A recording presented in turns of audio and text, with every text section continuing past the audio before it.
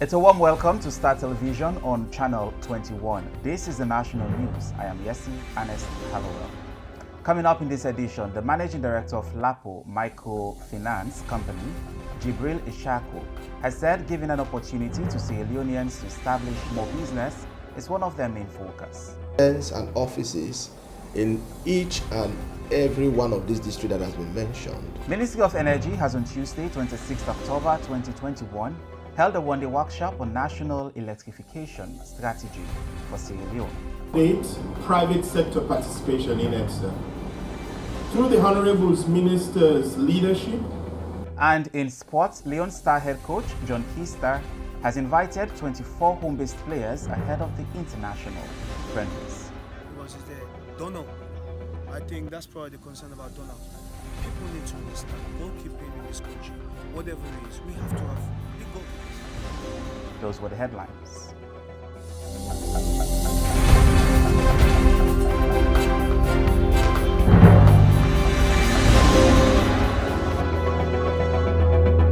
Welcome back, and now for the news in details. The Managing Director of LAPO Microfinance Company, Jibril Ishaku, has said giving an opportunity to Sierra Leoneans to establish more business is one of their main focus, to which they established the organization, and also encouraged the public to take advantage of their services. George Elliott Sam tells us more. Part of our business, like I mentioned before, is to see that we expand our activities to virtually almost every Sierra Leonean household. And because of that kind of focus, I can tell you that out of the 16 districts we have in Sierra Leone, LAPO has covered 14 of those 16 districts.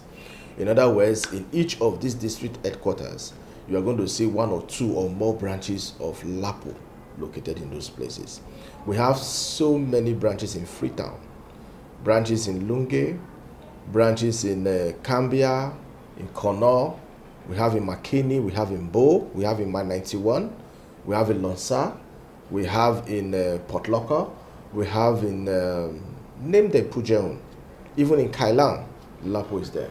So we have presence and offices in each and every one of these districts that has been mentioned. LAPO has presence in those places because one of our focus is to reach out to more citizens so that they can benefit for the kind of product we have to offer to the citizens. These are very good products.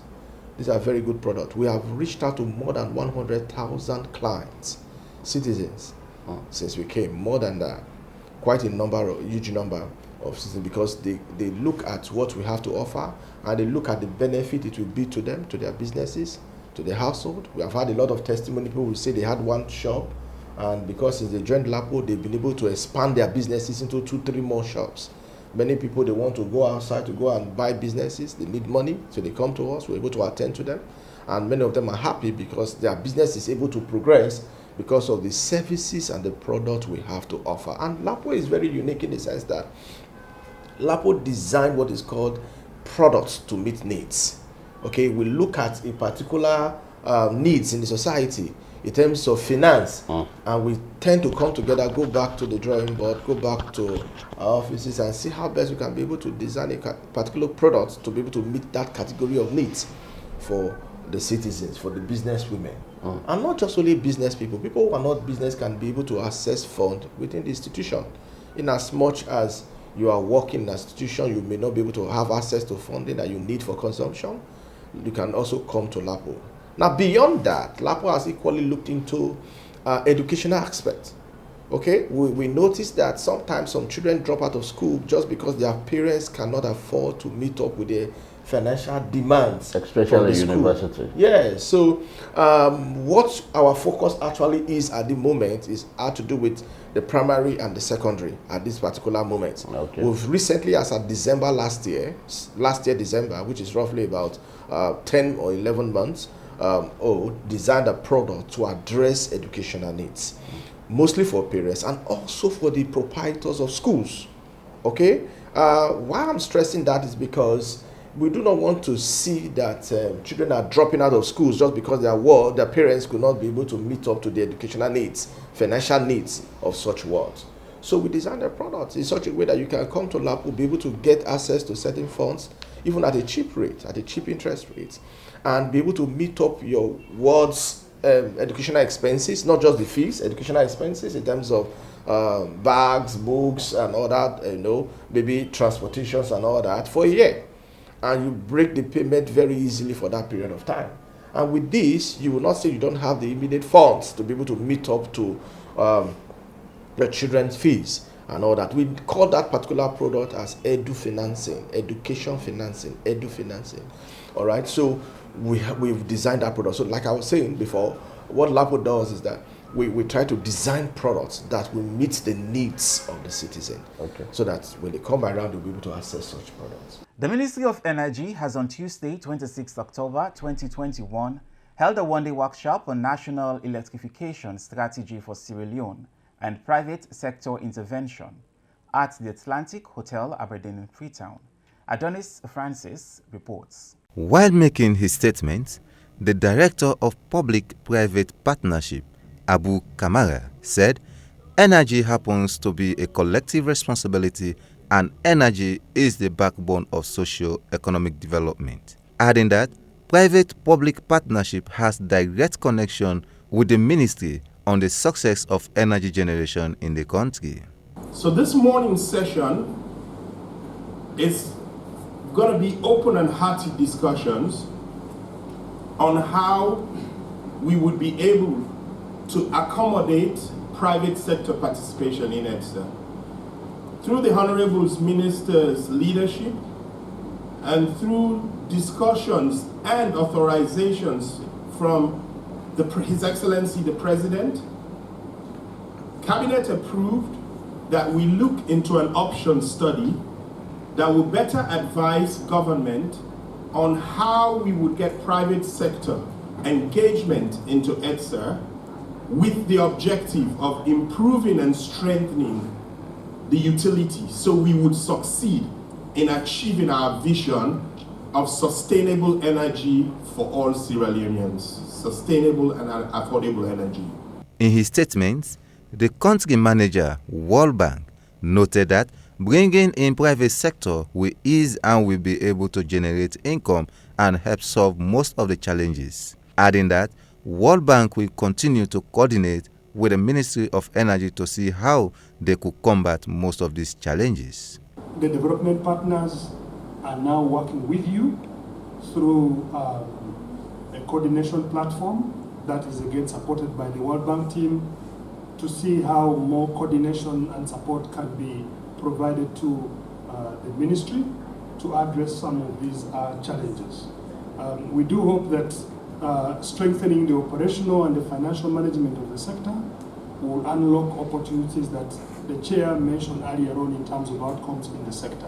While speaking to the press, the Minister of Energy, Alhaji Kanja Sise, said the sole purpose of EDSA is to distribute electricity in Sierra Leone and that it is expected of them to perform the highest level of proficiency, noting that they have been encountering a lot of difficulties and challenges, and that has led to difficulty for EDSA to break the amount of money used for procurement of energy. The outcome of your discussions today will be taken into account by the PSP consultants in the execution of the PSP assignment. You will also further discuss the expectations of the National Electrification Strategy for Sierra Leone. It's a very critical workshop, and I look forward to your total engagement from all of you, the stakeholders. And I do hope that we have lots of constructive and fruitful discussions around this salient topic. All things considered, I now declare this workshop open and look forward to your engagement and fruitful discussions. And I stand ready to receive the recommendations from the workshop from you through the consultants. Several presentations were also done by various speakers on financial review and tender document study for private sector participation in EDSA, World Bank intervention on private sector participation in electricity sector. For Star News, Adonis Francis reporting. Now to round up the national news, let's see what's happening in sport. The head coach for Leone Stars, John Kista, has invited 24 home-based players ahead of the international friendlies scheduled for November this year as part of the team's preparation for the AFCON 2022. For more on that story, let's join Hilton John.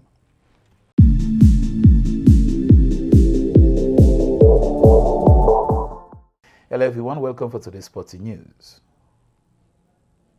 As part of the team preparation for the commencement of the kickstart of the competition in January 2021, the African Cup of Nations, Leone Star head coach John Kista has invited 24 home-based players. They have begun training at the football academy for various clubs. According to Kista, this is part of his team preparation to see that Leone Stars of Sierra Leone present a better squad in the Nations Cup next year. Kista explained more to Star Sports about the ongoing training session, how his selection was done. The selection is based around the league.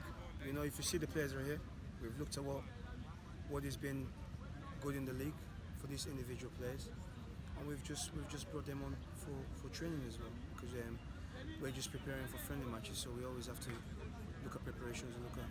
Since you returned back from the league, what's your impression about these players? Well, you know, I think some of them have done well, you know, but what is very, very good is there's a consistency, you know, over the period of time. And I think that's why we've brought them back together. So ahead of the friendly matches, you get planned for invite more foreign players? Oh yeah. I mean, we're looking at different players. I mean, that's the essence of the friendly matches. So it gives us a pool to look at. So eventually, when we make decisions, hopefully we get the right decisions to go into AFCON. How many friendly matches would you expect more from the team? Hopefully 2. You know, that will be the last 2 before we go into AFCON. But that's very important for us as well. What are the impression of individual players playing for different clubs? I think there's growth. It's important, and because again, if you see the results, it tells you there's growth. You know, when we have the foreign base coming as well with these, there's a lot of development. I think we're pleased about that. So hopefully when we go back into the 2 friendlies, we'll get more development as well. You get planned to invite more local players? Yeah, we're always looking. You know, again, don't forget it's COVID situation, so we're just waiting to see what happens, and then we make decisions as well.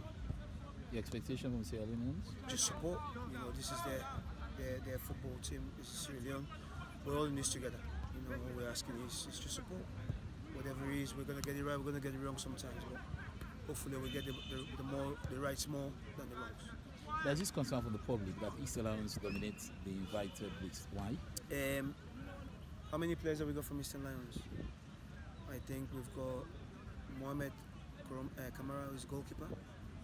We've got Yemi Dunya, again, regular. We've got Razak Puyol, who's a regular. Udaya Masalaki, we all know what he's doing, even though he's unfortunately he cannot get in at the time. We've got a lot of attacking players on the outside. Who else is there? Donald. I think that's probably the concern about Donald. People need to understand goalkeeping in this country, whatever it is, we have to have big goalkeepers. Mohamed has done very well for us, but he's very small. I think when we look at big goalkeepers, we have to work with them. We cannot just ignore that. And I think Donald has done well. He's very young. He's one of the boys that went through the under-17s, through the graduation, through the process. So we need to look at him. I mean, look at the young boy that we brought from Tigers. You know, so people need to stop looking at club situation. Look at Sierra Leone. This is about Sierra Leone.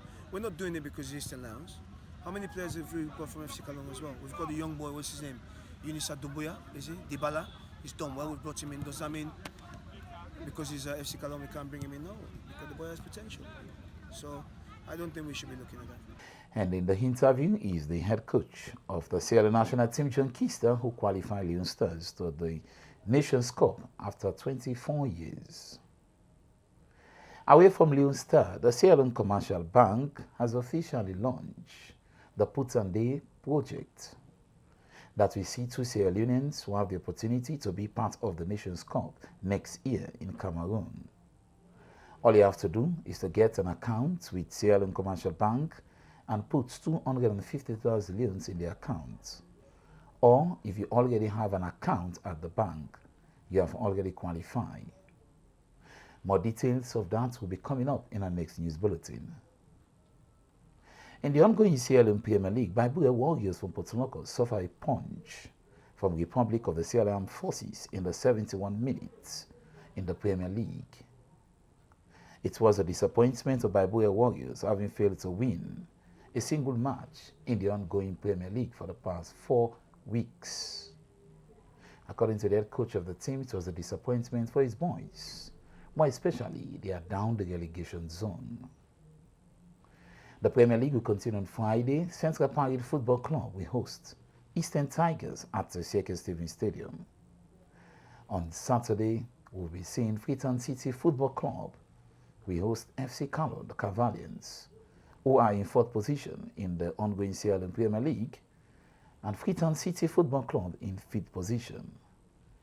Same Saturday, the 30th of October 2021, in the southern region of Bo Rangers, who are one of the league leaders in the ongoing Sierra Leone Premier League, we host Sierra Leone Police Football Club, who have failed to win 4 consecutive games in the ongoing campaign, and they are in 18th position down the relegation. What a disastrous moment for the IGP of the Sierra Leone Police. So that's all for sports for today's news. Back to ESC in the studio.